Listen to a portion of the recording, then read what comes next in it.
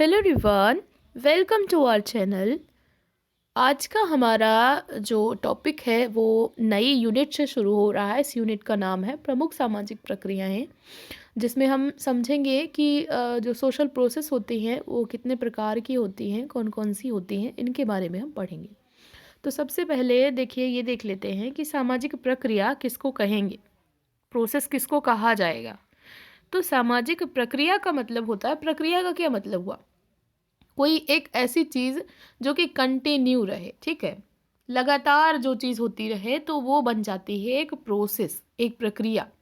कोई भी चीज़ हो रही है मतलब लगातार उसमें एक कंटिन्यूटी मेंटेन हो रही है, तो उसको कहेंगे कि वो एक प्रक्रिया का रूप ले रही है।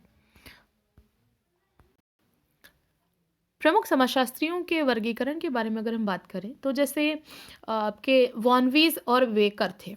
तो वॉनवीज और बेकर ने माना है कि जो सामाजिक प्रक्रियाएं हैं ये 650 प्रकार की होती हैं। ये क्वेश्चन पूछ सकता है कि 650 प्रकार की सामाजिक प्रक्रियाओं का वर्णन किसने किया है, तो वॉनवीज और बेकर ने किया है, ठीक है। ब्लैकिनर और गिलिन ने सामाजिक प्रक्रियाओं को 6 प्रकारों में बांटा है। 6 प्रकार किसने बताए हैं? ब्लैकिनर और गिलिन ने, कि सोशल जो प्रोसेस होती हैं उनके 6 टाइप होते हैं। फिर आते हैं आपके पार्क और बर्गेस। पार्क और बर्गेस ने 4 प्रकार बताए। कौन कौन से? प्रतिस्पर्धा, संघर्ष, समायोजन और आत्मसातकरण। ये 4 प्रकार बताए किसने? पार्क और बर्गेस ने। रॉस ने 38 टाइप की 38 प्रकार की सामाजिक प्रक्रियाएं बताई। इसमें से जो सबसे ज़्यादा पूछा जाता है वो एक तो आपका वॉनवीज का है, पूछ सकता है कि 650 प्रकार की प्रक्रियाओं का वर्णन किसने किया है, तो वॉनवीज ने किया है।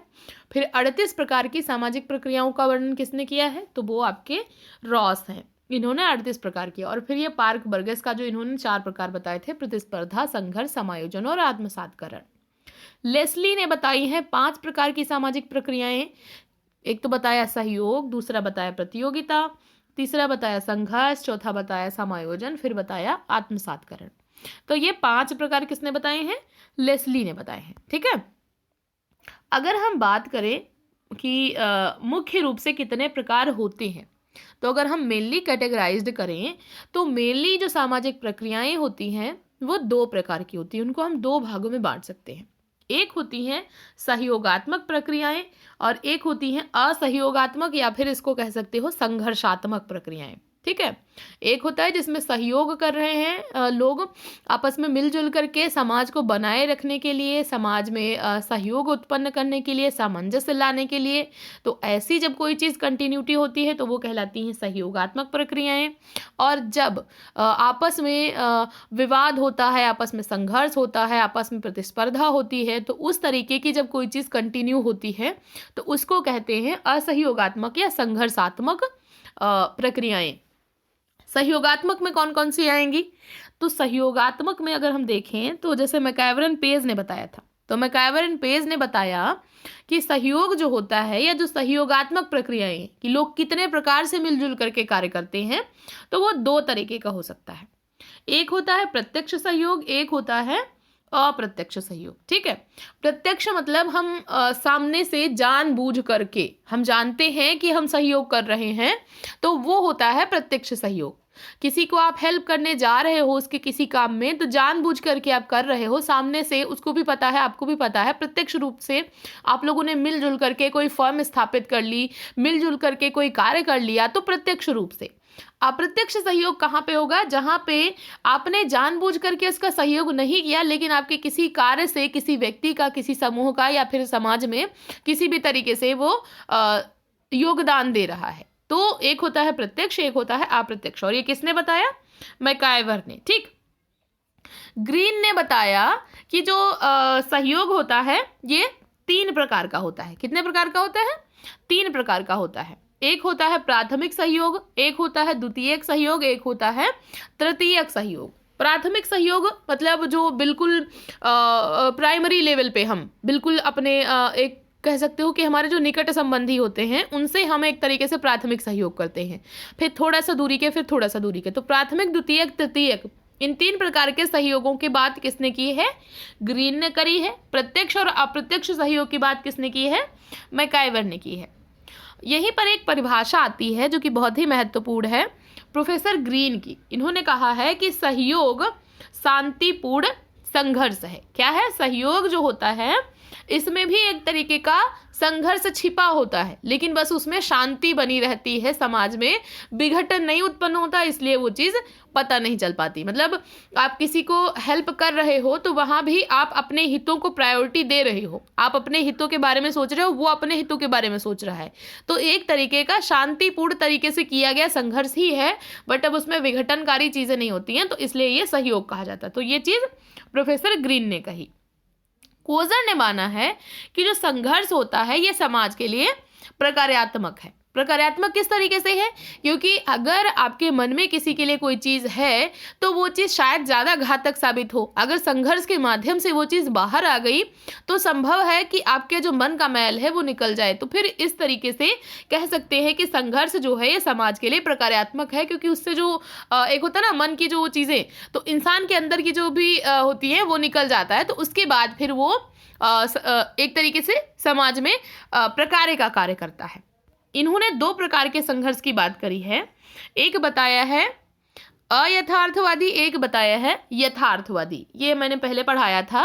एक होता है यथार्थवादी और एक अयथार्थवादी। आप लोगों को याद होगा तो वहां से इसको रिवीजन कर लीजिए।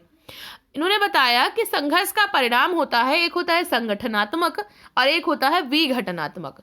मतलब संघर्ष के माध्यम से कभी कभी संगठन उत्पन्न हो जाता है कि जैसे एक परिवार में है, बहुत ज़्यादा कलह हो रही है, आपस में उन लोगों ने लड़ लिया और फिर उसके बाद उनका जो मन का मैल है दूर हो गया, तो इस तरीके से फिर संगठन आ गया। और फिर कभी कभी क्या होता है कि आपस में विभाजन हो गया तो वो विघटन हो गया।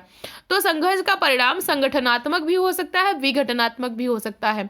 संगठनात्मक इस तरीके से भी समझ सकते हैं, जैसे कि कोई मजदूर लोग हैं, अब वो पूंजीपतियों के माध्यम से पूंजीपतियों के खिलाफ संघर्ष कर रहे हैं, तो वहाँ पर वो लोग जो अपना एक ग्रुप बनाए हैं तो वो उनके लिए एक संगठन का कार्य हो गया, और समाज के खिलाफ हो जा रहे हैं तो विघटनात्मक हो गया। ठीक, तो इस तरीके से भी समझ सकते हैं। तो अयथार्थवादी यथार्थवादी संघर्ष की बात करी कोजर ने माना कि समाज के लिए प्रकारात्मक होता है संघर्ष, और इसके जो परिणाम होते हैं वो संगठनात्मक भी हो सकते हैं और विघटनात्मक भी हो सकते हैं। संघर्ष होता क्यों है? तो संघर्ष का मुख्य कारण कोजर ने माना है स्वार्थों की टकराहट। जब स्वार्थ इंसान के जो हित होते हैं, जो स्वार्थ होते हैं, वो टकराते हैं, मतलब मैं अपने स्वार्थों के लिए कार्य कर रही हूँ, आप अपने स्वार्थों के लिए कार्य कर रहे हो, तो फिर होता ना कि बस अपना अपना ही देखना हो गया, तो कोई भी मिलजुल कर कार्य नहीं कर रहा, तो स्वार्थ आपस में टकरा रहे हैं, फिर वहां पर टकराव होता है। मैकाइवर और पेज ने बताया कि मानवीय संबंधों में जो संघर्ष होता है ये सदैव विद्यमान रहने वाली प्रक्रिया है, हमेशा रहता है। ऐसा नहीं है कि किसी समय में रहा और किसी समय में नहीं रहा। ये जो संघर्ष है ये हमेशा विद्यमान रहेगा, सदैव विद्यमान रहने वाली प्रक्रिया है। एक और क्वेश्चन पूछा जाता है कि हितों के माध्यम से संघर्ष को किसने बताया था? तो हितों के माध्यम से संघर्ष को बताया था रॉयटसन-हॉफर ने। इनको बुलाते हैं कॉन्फ्लिक्ट ऑफ इंटरेस्ट, कि हित, हमारे जो इंटरेस्ट हैं, ये हमारे इंटरेस्ट के कारण ही संघर्ष होता है, कि हमारे हित कुछ और हैं, आपका हित कुछ और है, और जब आप अपना हित पूरा करना चाह रहे हो, मैं अपना हित पूरा करना चाह रही हूँ, तो फिर वहाँ पे हमारे बीच में संघर्ष होगा। तो इन्होंने हितों के 5 प्रकार बताए हैं। किसने? रॉयटसन-हॉफर ने। एक बताया है रेशियल या सेक्सुअल इंटरेस्ट, दूसरा बताया है साइकोलॉजिकल इंटरेस्ट, तीसरा बताया है इंडिविजुअल इंटरेस्ट, चौथा बताया है सोशल इंटरेस्ट, और 5वां है ट्रांसडेंटल इंटरेस्ट। ठीक है, तो ये 5 तरीके के हित होते हैं जिनके लिए आपस में मनुष्य टकराते हैं, आपस में संघर्ष करते हैं, लड़ाई झगड़ा करते हैं, कुछ भी करते हैं, इस तरीके की चीजें होती हैं। फिर आता है प्रत्यक्ष और अप्रत्यक्ष संघर्ष। प्रत्यक्ष और अप्रत्यक्ष संघर्ष की बात कौन करता है? तो ये करते हैं मैकाइवर एंड पेज। देखो, मैकाइवर एंड पेज ने सहयोग के भी 2 प्रकार बताए हैं, प्रत्यक्ष और अप्रत्यक्ष सहयोग, और प्रत्यक्ष और अप्रत्यक्ष संघर्ष की भी बात करते हैं मैकाइवर एंड पेज। तो ये चीज मैकाइवर एंड पेज बताते हैं। फिर आता है आपका डेहनडॉफ ने संघर्ष को क्या माना, तो डेहनडॉफ ने बताया है कि सत्ता संबंध और सत्ता का असमान वितरण यही होता है संघर्ष का आधार। क्यों होता है? सत्ता के बीच में रिलेशन होते हैं और सत्ता का असमान वितरण, कुछ लोगों को ज्यादा सत्ता दे गई, कुछ लोगों को के पास कोई पावर ही नहीं है, तो इसी वजह से संघर्ष होता है अकॉर्डिंग टू डेहनडॉर्फ। सिमेल ने कहा है कि बहुलवादी समाजों में संघर्ष सेफ्टी वॉल्व की तरह लोगों को जोड़ने का कार्य करता है। मतलब कि संघर्षों से गलतफहमी दूर हो गई, तो जब बहुत ज़्यादा विविधता वाले समाज हैं तो जहाँ पे गलतफहमी दूर हो गई तो फिर संघर्ष के द्वारा गलतफहमी दूर हुई तो फिर लोग आपस में जुड़ गए, तो ये सेफ्टी वॉल्व की तरह कार्य करता है। सेफ्टी वॉल्व का यूज कोजर ने भी माना है, ठीक है, तो ये दोनों ही होंगे। गिडिंग्स ने कहा है कि पृथक्करण या पार्थक यानी डिवीजन संघर्ष के लिए उत्तरदायी है। कौन उत्तरदायी है संघर्ष के लिए? पृथकता, कि हम अलग होना चाह रहे हैं, अलगाव चाह रहे हैं, डिवीजन, यही संघर्ष के लिए उत्तरदायी है। कोजर ने माना कि जो प्रतियोगिता होती है ये सदैव नैतिक नियमों से बंधी रहती है, जबकि जो संघर्ष होता है इसमें ऐसी कोई विशेषता नहीं होती। तो संघर्ष और प्रतियोगिता में इन्होंने अंतर को डिफ्रेंशिएट किया। उसके बाद फिर आपके आते हैं बेबर। तो बेबर ने संघर्ष के स्थान पर कहा कि संघर्ष नहीं होता है, प्रतियोगिता होती है। देखो मार्क्स ने क्या कहा कि संघर्ष होता है, लेकिन इन्होंने कहा संघर्ष नहीं होता है, गला काट प्रतियोगिता होती है वर्गों के बीच में। तो और प्रतियोगिता कितने प्रकार की होती है? तो दो प्रकार की होती है, एक होती है नियंत्रित प्रतियोगिता, एक होती है अनियंत्रित प्रतियोगिता। गिलिन और गिलिन ने भी बताया कि प्रतियोगिता होती है, और इन्होंने भी दो प्रकार की प्रतियोगिता बताई, वैयक्तिक और अवैयक्तिक। एक जो हम व्यक्तिगत स्तर पे करते हैं और एक जो व्यक्तिगत स्तर पे नहीं होती है। वहीं पर जो आपके कूले हैं, कूले ने प्रतियोगिता को व्यक्तित्व विकास के लिए आवश्यक एवं सकारात्मक माना, कि अगर प्रतियोगिता हो रही है, कंपटीशन हो रहा है, तो हमें डेवलप करने का अवसर मिलेगा। तो इन शॉर्ट अगर हम कहें तो समाज में जो प्रक्रियाएं होती हैं उसके टू टाइप, एक पहला हमारा सहयोगात्मक, दूसरा हमारा असहयोगात्मक। सहयोगात्मक में हमारा आ जाता है जैसे आत्मसातकरण हो गया, सहयोग हो गया, ये सारी प्रक्रियाएं सहयोगात्मक में आएंगी। संघर्षात्मक में कौन कौन सी आएंगी? संघर्ष हो गया, द्वंद्व हो गया, लड़ाई झगड़ा कुछ भी हो गया, तो असहयोगात्मक प्रक्रियाओं में आएगा। सहयोगात्मक में प्रत्यक्ष अप्रत्यक्ष सहयोग और प्रत्यक्ष और अप्रत्यक्ष संघर्ष, ये किसने बताया था? मैकइवर पेज ने बताया है। वहीं पर यथार्थवादी अयथार्थवादी संघर्ष की बात कौन करता है? कोजर करते हैं आपके। और फिर प्रतियोगिता को किसने माना कि संघर्ष नहीं होता है, प्रतियोगिता होता है? तो ये किसने माना? ये माना है वेबर ने कि वर्गों के बीच में वर्ग संघर्ष नहीं होता है। सिंपली ऐसे पूछ सकता है कि वर्ग संघर्ष को किसने नकार दिया और बताया कि प्रतियोगिता होती है? तो प्रतियोगिता किसने बताई है? वेबर ने बताई है। दो प्रकार बताए हैं, नियंत्रित और अनियंत्रित। और प्रतियोगिता और संघर्ष के बीच में डिफरेंस किसने बताया है? तो वो कोजर ने बताया है कि कभी भी कंपटीशन होगा तो कंपटीशन में कुछ नैतिक नियम होते हैं, लेकिन संघर्ष में किसी भी तरीके से आप कर सकते हो ना, होता ना everything is fair in war. तो एक तरीके की जब आप संघर्ष करते हो तो वहाँ पे कोई भी रूल्स, कोई भी रेगुलेशंस आप पे लागू नहीं होते हैं। आप एन केन प्रकारेण अपने हितों को पूरा करने की कोशिश करते हो, जबकि जब कंपटीशन होता है तो कुछ कुछ वहाँ पे रूल्स होते हैं। जैसे अभी आप एक कॉम्पिटेटिव एग्जाम देने जा रहे हो तो वहाँ पर आप पे भी वही नियम है, जो आपका दूसरा कॉम्पिटिटर है उस पर भी कुछ नियम बंधे हुए हैं, तो उनके तहत आपको कॉम्पिटिशन में भाग लेना है। फिर सेफ्टी वॉल्व किसने माना संघर्ष को? तो आपके कोजर और सिमेल हैं जिन्होंने इसको माना। सत्ता के कारण संघर्ष की बात किसने की है? तो डेहनडॉफ ने की है। हितों के आधार पर किसने की है? तो वो रॉबर्टसन-ज़ॉफर हैं, उन्होंने की है। और प्रतियोगिता के प्रकार पार्कर बर्गेस ने 4 प्रकार बताए: प्रतियोगिता, संघर्ष, समायोजन और आत्मसातकरण। यानी कि ये जो दो प्रक्रियाएं हैं, प्रतिस्पर्धा और संघर्ष, ये क्या है? असहयोगात्मक में, और सहयोगात्मक में समायोजन और आत्मसातकरण। इसको थोड़ा सा समझ लेते हैं, फिर उसके बाद आपका ये चैप्टर क्लियर हो जाएगा। तो प्रतिस्पर्धा मैंने अभी समझाया कि जहाँ पर कुछ नियमों के तहत हमारे हित हैं, हम अपने हितों की पूर्ति करना चाहते हैं, लेकिन कुछ नियमों के तहत, ये चीज़ कोजर ने बताई। लेकिन संघर्ष में क्या होगा कि हमारे हित हैं और हम कोई भी नियम नहीं हम पे, किसी भी तरीके से बस हम अपने हितों को पूरा करना चाहेंगे। तो ये हो गया, ठीक है। फिर उसके बाद समायोजन और आत्मसातकरण। तो समायोजन का मतलब हो गया कि आप किसी भी संस्कृति, किसी भी समुदाय में समायोजित हो रहे हो। वहाँ पे उसमें फिट होने की कोशिश कर रहे हो। और आत्मसातकरण का क्या मतलब हुआ? आत्मसातकरण का मतलब है कि आप उनके गुणों को, उनकी कल्चर्स को, उनकी संस्कृतियों को अपने अंदर समाहित कर रहे हो, आत्मसात कर रहे हो। अब जैसे भारतीय संस्कृति है, इसके अंदर आत्मसात करने का गुण है। कोई भी संस्कृति आई, सबने अपना प्रभाव यहाँ पे छोड़ा और भारतीय संस्कृति के अंदर वो सारी चीज़ें समाहित होती चली गई। तो समाहित होने का मतलब है कि उनके गुणों को, उनके कल्चर्स को ग्रहण करना।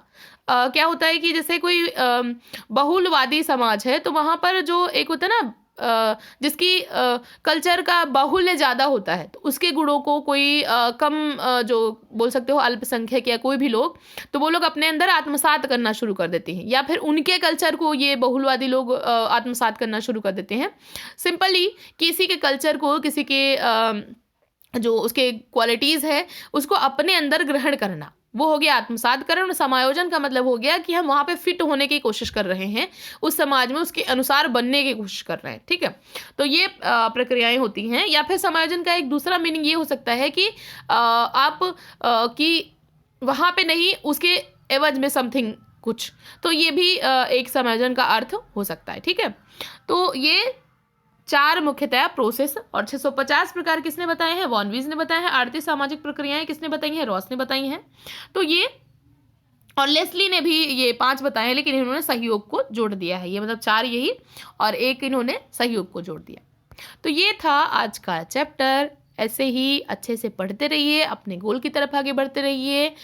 वीडियो देखने के लिए thank you so much. And कल हम लोग अपना एक ये यूनिट ख़त्म हो गई है, तो कल हम लोग शुरू करेंगे प्राथमिक अवधारणाएं, जिसमें हम पढ़ेंगे समूह, समिति, समुदाय, भूमिका, ये सब कुछ जो भी बेसिक कॉन्सेप्ट हैं उनके बारे में हम पढ़ेंगे।